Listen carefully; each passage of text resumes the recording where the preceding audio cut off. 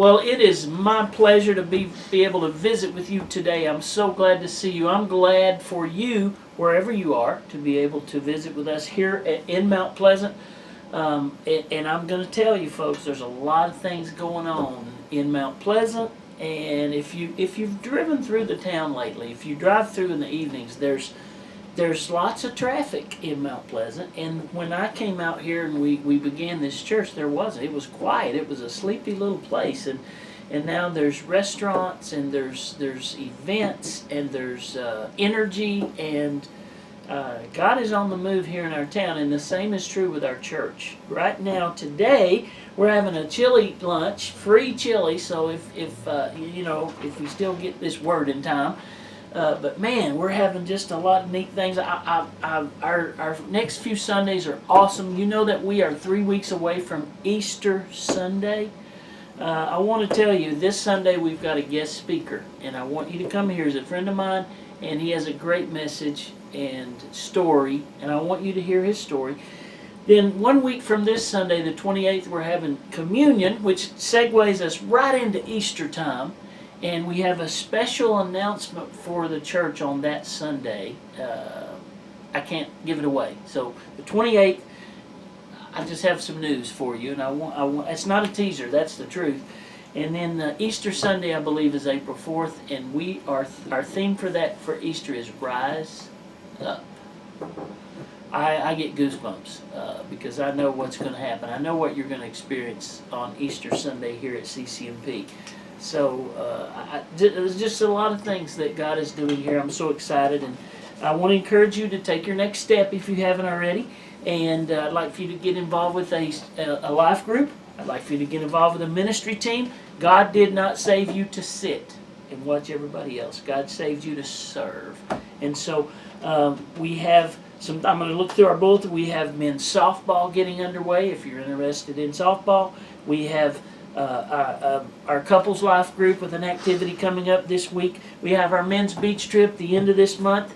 We have next month 2 really important events. One is our 6th birthday party, and the theme is going to be dinosaurs. It's going to be loud and fun, and it is April 24th. And you need to put that on your calendar. It's going to be amazing. And then the 25th of April is our next Discover CCMP. We could not do this last year, but we're going to do it the 25th of April. If you've never been to a Discover CCMP, you join us here at the mill. We're going to feed you. We're going to cater a meal because we had too many to go to a restaurant. And that's just a lot of stuff coming up. I have a devotional for you today that is awesome. And I think it's timely, and it's from Ephesians chapter 4. We touched just a little bit on this on Sunday, but I want to read you this, and I guess if I title it, I would title this The Doctrine of One. There's an important theme in the Scriptures about oneness. One.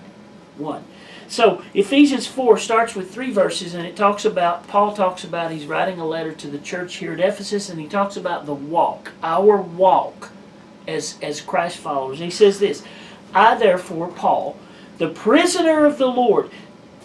Now, let me ask you a question.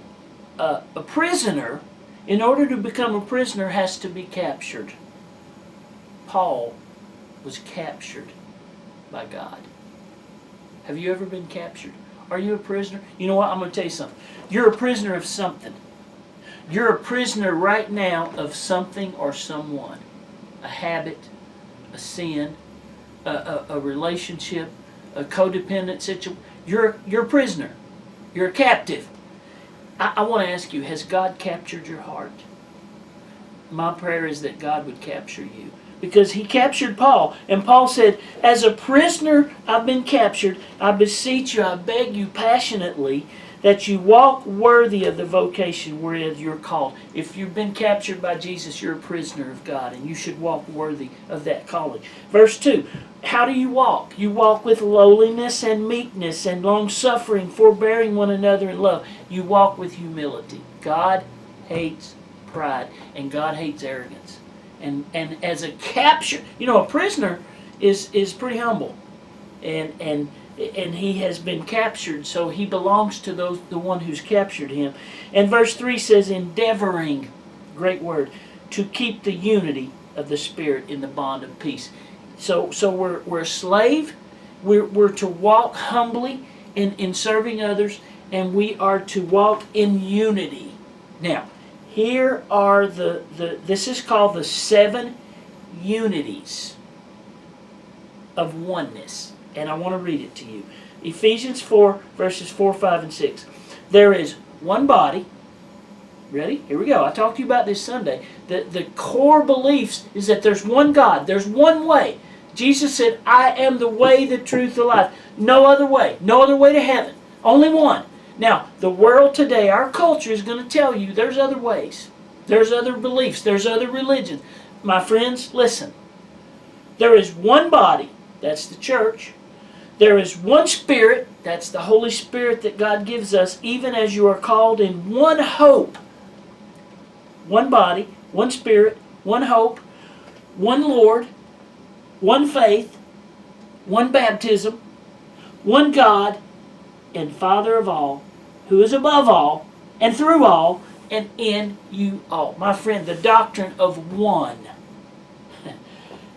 Let's just stay focused on one. One master. We're a slave to our master. He is Lord. He is God. The one true God. And I hope that you have been captured by the one true and living God. Because He is Lord. One body, one Spirit, one hope, one Lord, one faith, one baptism, one God. You were all called to travel on the same road in the same direction. So stay together, both outwardly and inwardly. Everything you do, everything you are, everything you think is permeated with this thought of one God. I'm so glad you visited with me today. I'm praying for you. I hope you'll come and see us at church this Sunday at the Mill. If you don't, watch us online. Watch us live, 9:30 and 11. We love you. God bless you.